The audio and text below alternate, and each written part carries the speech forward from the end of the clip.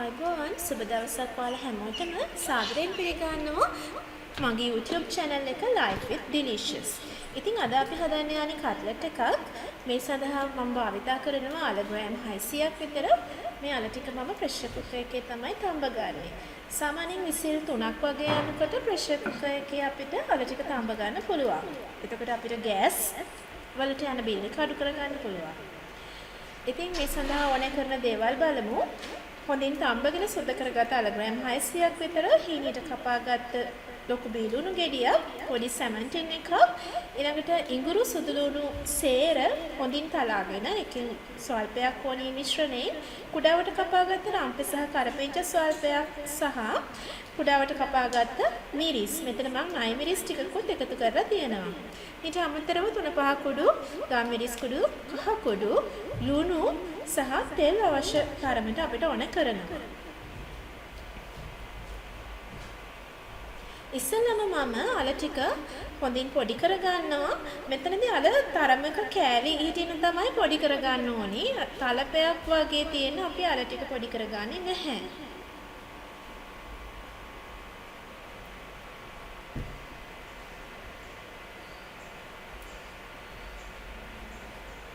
ඔයාලට පේනවා ඇති මේ විදිහට හොඳින් අල ටික පොඩි කරගන්න.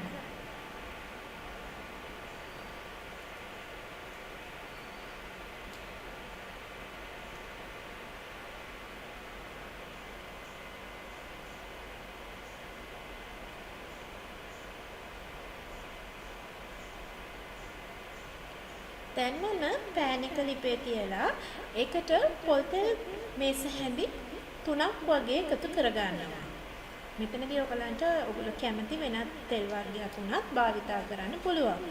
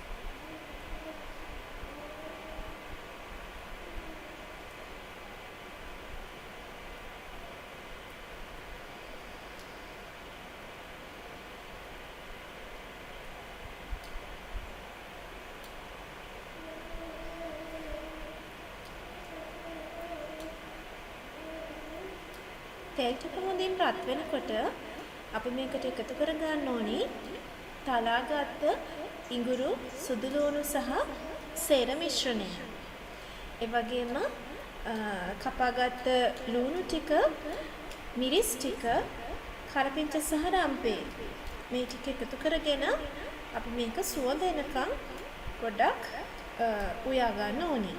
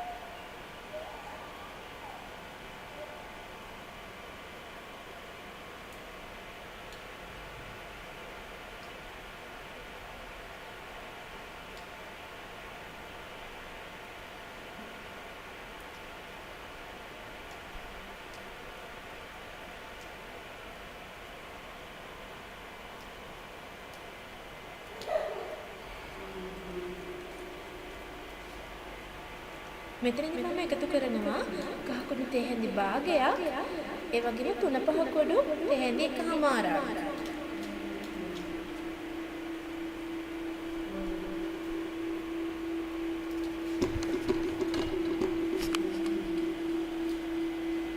මේ ටික අපි හොඳට මිශ්‍ර කරලා පොඩි වෙලාවක් උයා ගන්න ඕනේ.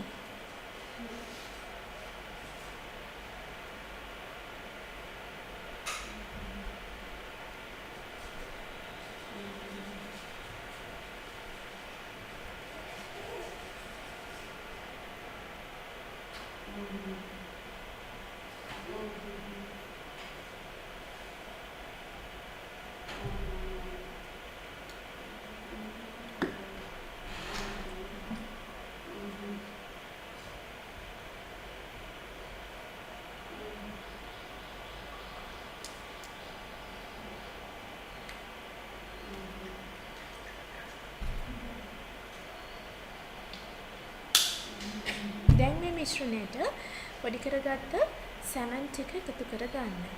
සැමන් ටික චුට්ටක් රන්වන් පාට වෙනකන් බෙද ගන්න ඕනි. එතකොට අපේ කට්ලට් එකට හොඳ රසයක් වගේම හොඳ සුවඳකුත් ලැබෙනවා.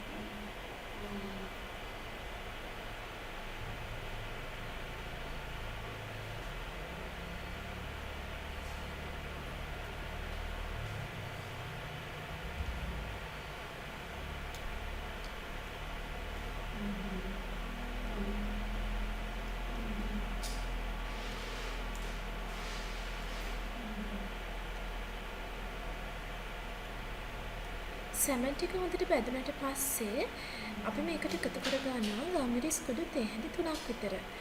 මෙතනදී අල ග්‍රෑම් 600ක් පාවිච්චි කරපු නිසා ගම්මිරිස් කුඩු තේ හැඳි 3ක් විතර එකතු කරා. මොකද ගම්මිරිස් වලින් තමයි අපි කට්ලට් එකේ සැර ගන්නෙ. ඒ වගේම ලුණු අවශ්‍ය තරමට එකතු කරගන්න ඕනි.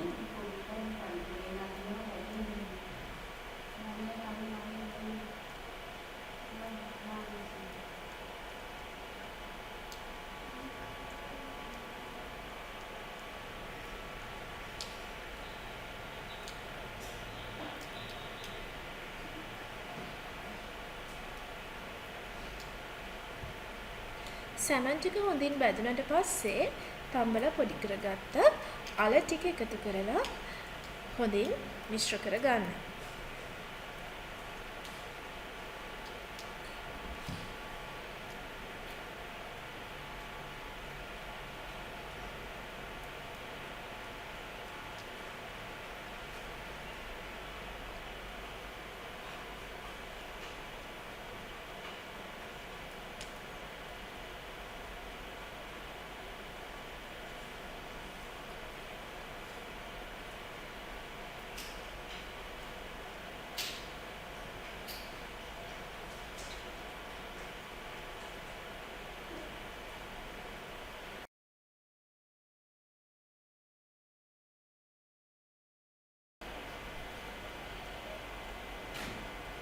දැන් අපේ කට්ලට් මිශ්‍රණය සූදානම්.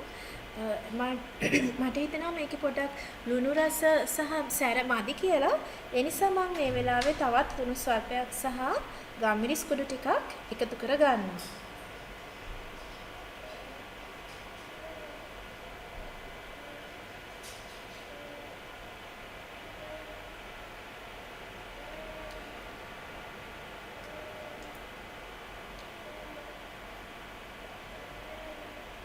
ඊට පස්සේ මේක ආයෙ හොඳින් මිශ්‍ර කරගන්න.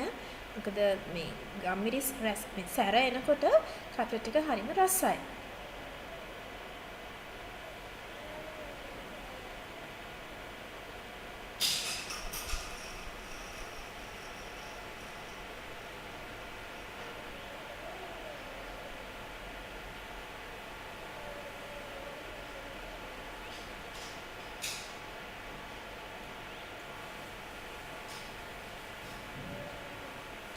දැන් මම මේ කට්ලට් මිශ්‍රණය වෙනත් භාජනයකට මාරු කර ගන්නවා පොඩ්ඩක් නිවෙන්න. ඊට පස්සේ කට්ලට් ටික දවට ගන්න අවශ්‍ය පාන් පිටි බැටර් එක හදා ගන්නයි සූදානම් වෙන්නේ. ඒ සඳහා මම අරගත්තා පාන් පිටි කෝප්පයක් විතර.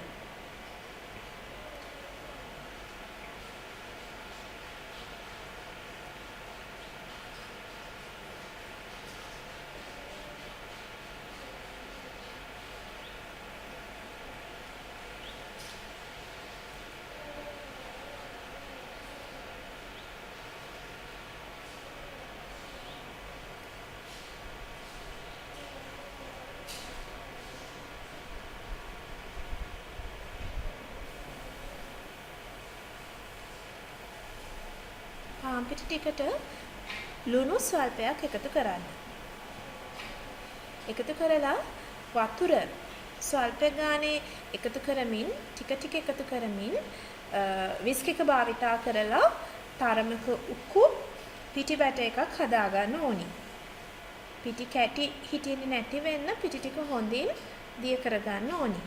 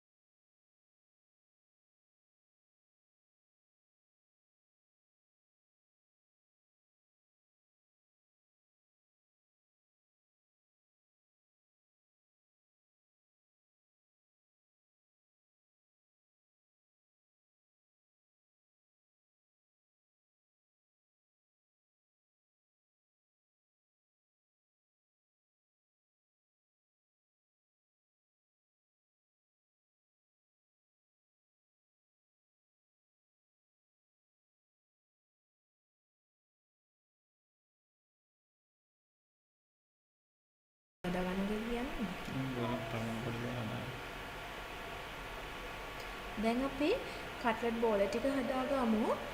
එතනදී මේ තරමක කුඩා කට්ලට් බෝල හදා ගන්නවා නම් හොඳයි. මේ තියෙන්නේ මම හදාගත්ත කට්ලට් බෝල ටික. දැන් මේ ටික අපි පාන් පිටි බැටර් එකේ දාලා බිස්කට් කුඩු වල රවට ගන්න ඕනේ.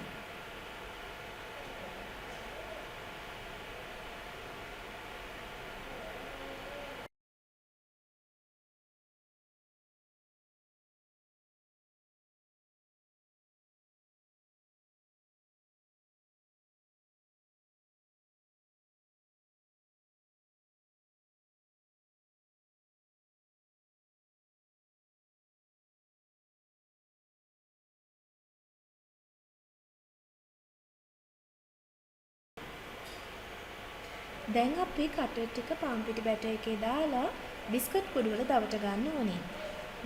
මෙතනදී තියෙන විශේෂත්වය තමයි එකපාරක් මේ විදිහට කරපු කට්ලට් එක නැවත වතාවක් පාන් පිටි බැටර් එකේ දාලා බිස්කට් කුඩු වල දවට ගන්න ඕනේ. එතනදී ඔයගොල්ලෝ එක වතාවක් සම්පූර්ණයෙන්ම කට්ලට් ටික ඔක්කොම කෝට් කරගෙන ඉවරුණාට පස්සේ තමයි දෙවනි වතාවේ කට්ලට් ටික කෝට් කරගන්න ඕනේ.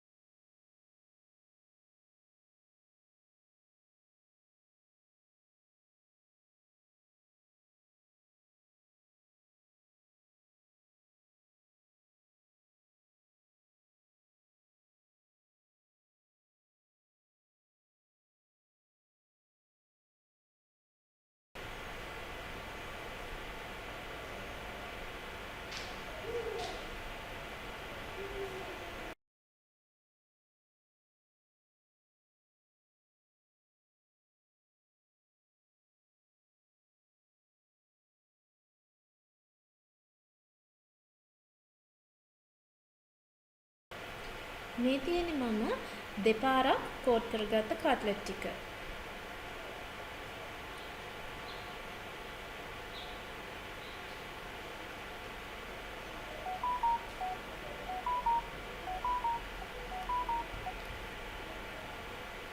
දැන් මේ කට්ලට් ටික රන්වන් පාට වෙනකම් බෙද ගන්න අපි සූදානම් වෙන්නේ.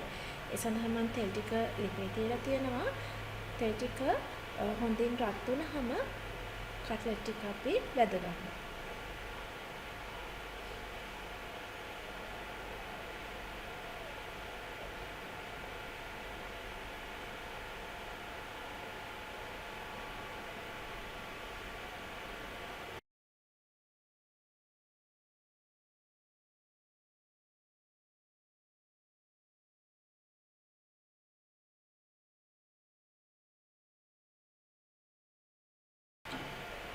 දැන් අපි පාන් පිටි බැටර් එකේ දෙපාරක් දාලා කෝට් කරගෙන තියෙන නිසා මේ කට්ලට් ටික බදිනකොට කැඩෙන්නේ නැහැ.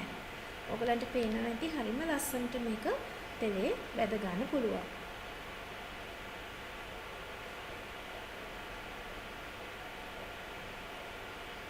මේ තියෙන්නේ අපි හදාගත්ත රසවත් කට්ලට් ටික. හොඳ පෙනුමක් තියෙනවා කියලා ඔයගලන්ට පේනවා ඇති. ලස්සන පෙනුමට තියෙනවා වගේම හරිම රසයි. ඉතින් ඔයාලා මේ විදිහට කට්ලට් හදලා බලන්න. හදලා කොහොමද රස කියලා කමෙන්ට් එකක් තියන්න අමතක කරන්න එපා. ඒ වගේම ඔයාලා අපේ YouTube channel එක subscribe කරන්න අමතක කරන්න එපා. bell icon එක click කරලා තියාගන්න. මොකද අපි රසවත් රෙසිපි සමග ඉස්සරහට ඔයගලන්ව හම්බ වෙන බලාපොරොත්තු වෙමින් ඉන්නවා.